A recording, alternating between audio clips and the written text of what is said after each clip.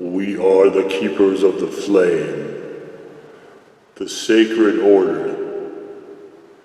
Let the ceremony begin.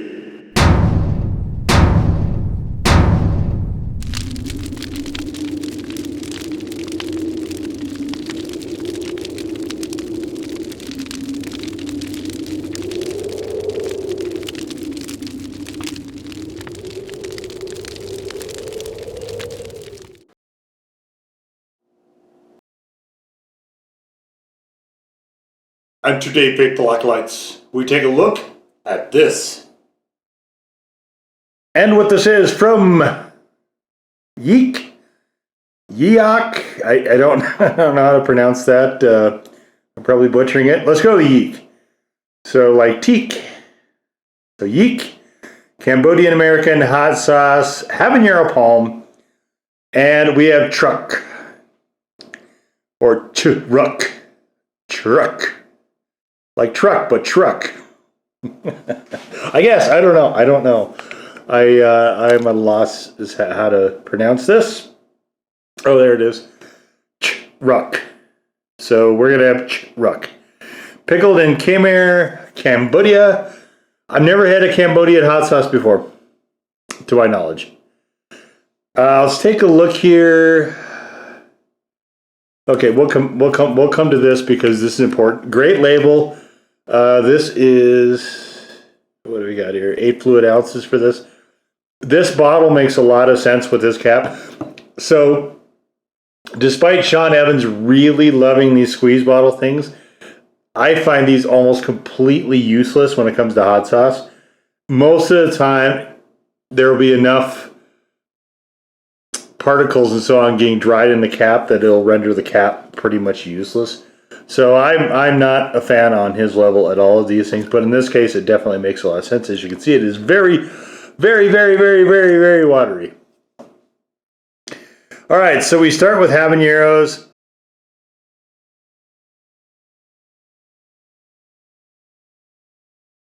Heat level 4, nope, not even. All right, let's look at this.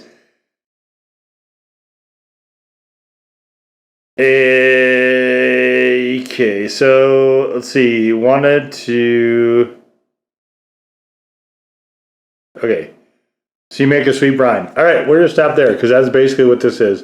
This is, for lack of a better term, a brine, which you can probably abundantly see here. I don't consider this a hot sauce. It's calling itself one. To me, it isn't really. It's hard for me to see where you would call this a hot sauce. I don't understand that to be the case. I understand this to be the case more of a brine.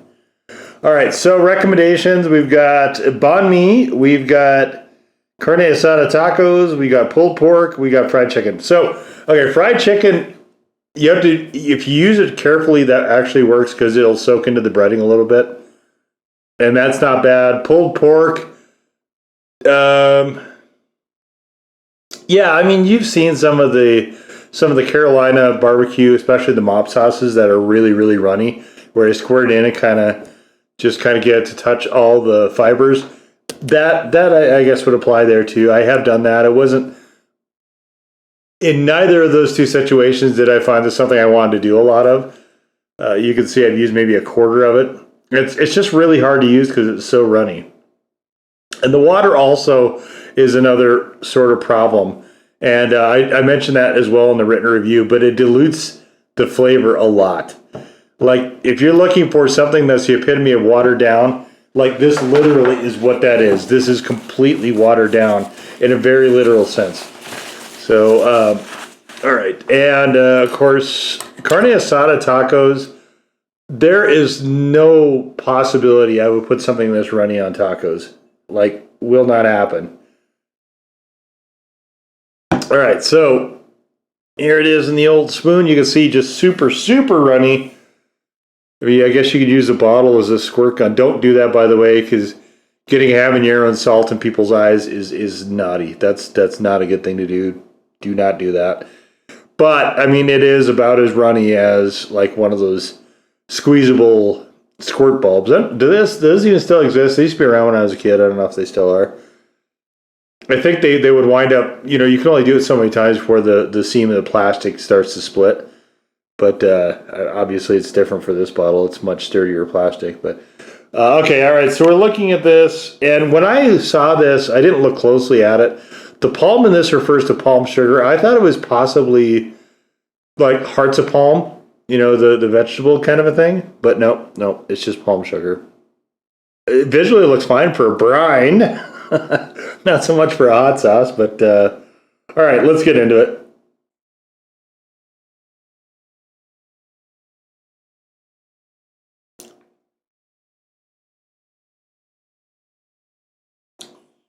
A little garlic, a little habanero, a lot of sweetness.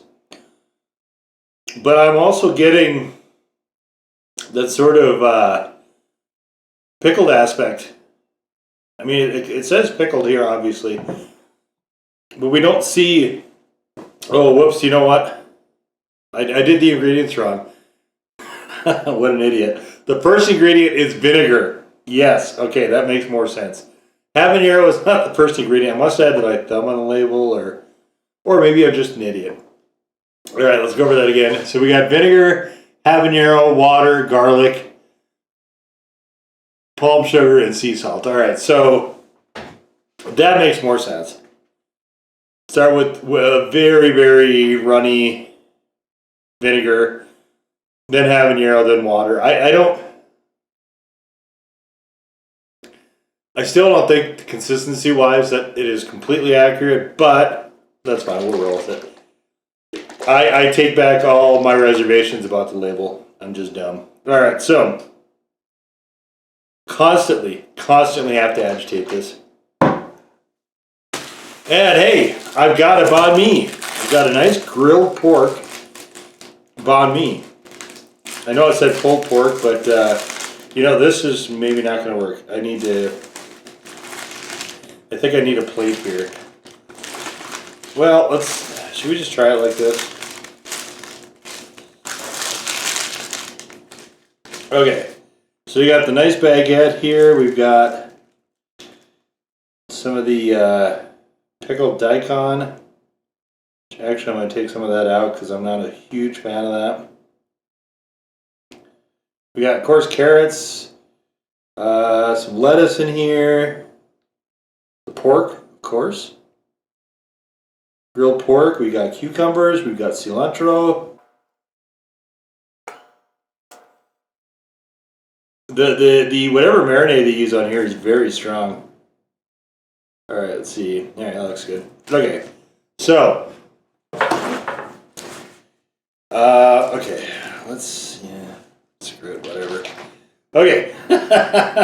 And this comes with their house-made fish sauce. That might be what that actually is. Let's just see how much of this we can put. So what I am going to do with this sauce, I'm not going to use it after this video, most likely. It doesn't taste bad. It just quite a bit on there. I'm going to have a runny mess here. But we got this nice firm bun.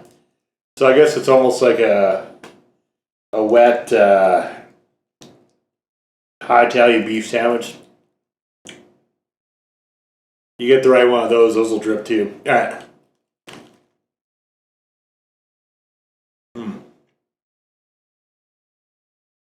I haven't had a banh mi in literally years.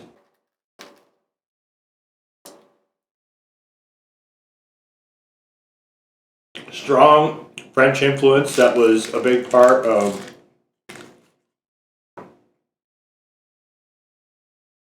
Vietnamese life, I guess, for quite a while.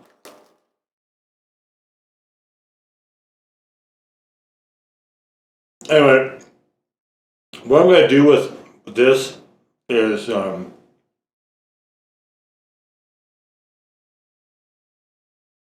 going to use as a brine. So I'm going to let it sit for, at this point, maybe a month or two. Probably 2 months till we get closer to grill season.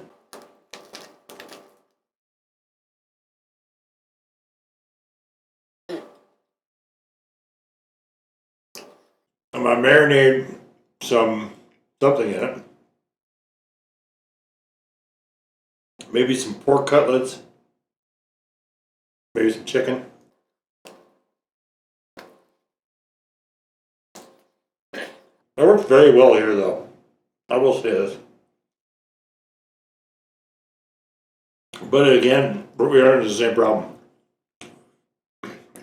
It was just way, way too watery.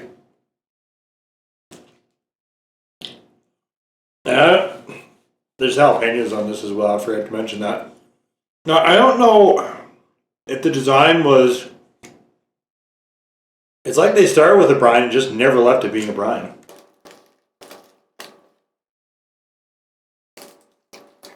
I don't know if they felt it was too hot. I mean, it's just habaneros, but maybe they felt it was too hot. They tried to literally water it down, literally dilute it.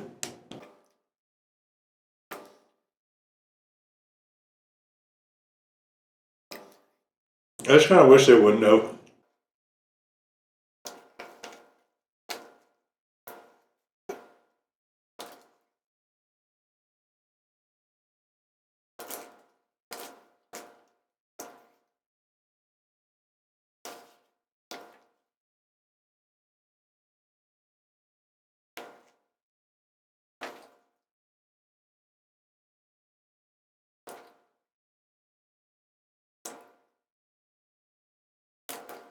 I wish this was a little heavier on the meat. And the sauces in general. But other than that, it definitely is. You know, Vietnamese people, I think some of them from Vietnam run this place.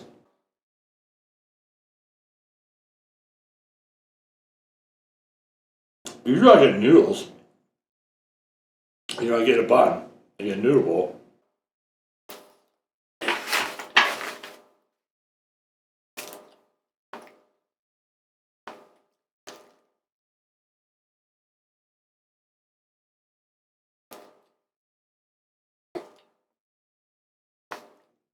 I think there are...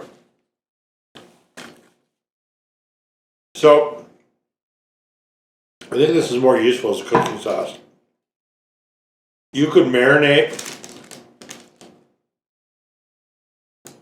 some shrimps, for instance, and you would have a really delightful spring roll, potentially.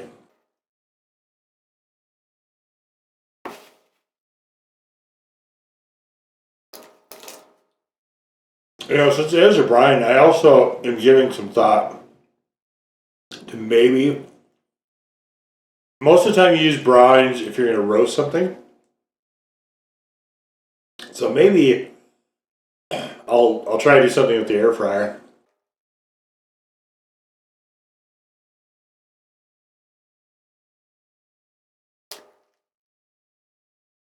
It looks right. I'll find something delicious. I mean, it's not a bad tasting sauce. Like, not at all. And that's the sort of the frustrating part about it. Is you have something that could be really, really, really good, and they just left it too much of a brine.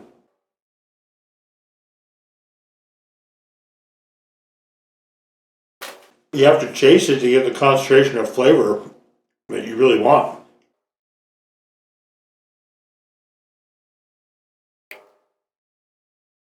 Which is, I mean, obviously in contrast to a lot of sauces where either they're very strongly aggressively flavored, or they're hot enough that you have to be careful how much of them you use. This one you have to be careful so you don't soak out the bread. And it's a testament to them picking up that lesson from the French really well, that this bread is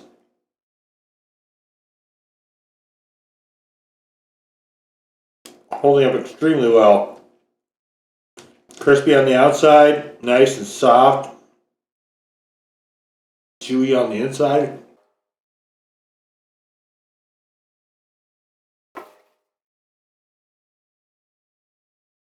It's kind of interesting because for a long time I wondered why Vietnam, to a large degree, was the only sort of country from that area that ate a lot of bread. You know, there's a lot of bread type sandwich stuff that you really don't see. You see breads of a type for eating in Japan and China, but you don't really see sandwiches per se. And it wasn't until I was dating a Vietnamese girl that I came to understand how heavily and for how long there was a French influence in that area.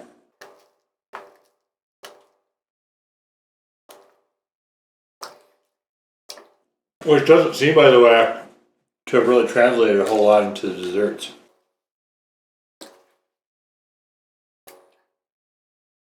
Maybe the baguettes might be the major component of that, because I don't croissants and things like that. I didn't see a lot of going on either. And this one makes a lot of sense, though. The bread, sandwiches, nice and convenient. It's easy. It's hearty.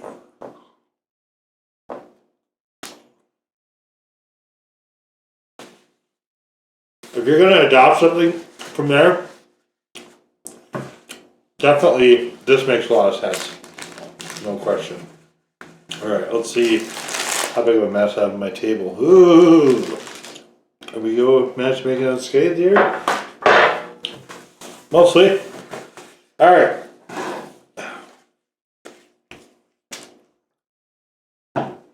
So I've got a really very, very, very low bit of heat going on. And you can see, I mean, I put quite a bit on there. I dipped it and so on.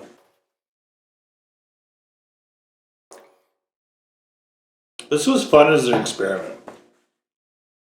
Never had, like I said, a hot sauce from Cambodia. I think this is a... At heart, I don't think it's a hot sauce. I think it's a brine. And, you know, it's like they put some vinegar in a brine, maybe. Something like that. It is so very, very watery and runny. It makes it a real challenge to use. I wish there was more concentration of flavor. I don't feel like I like the flavor that I get. I just don't feel like there's enough of it. Because like if you're making Kool-Aid, instead of using, you know, one sleeve to a quart or whatever, you use it to like 5 gallons. The flavor's still there, but it's just so dispersed. That I kind of feel is what's going on here. But we'll see how it does as a brine. I expect it'll do better. I'm really excited to find out either way. So we'll see how that goes. Maybe I'll wind up updating the written review depending on what I find. Who knows? We'll see. But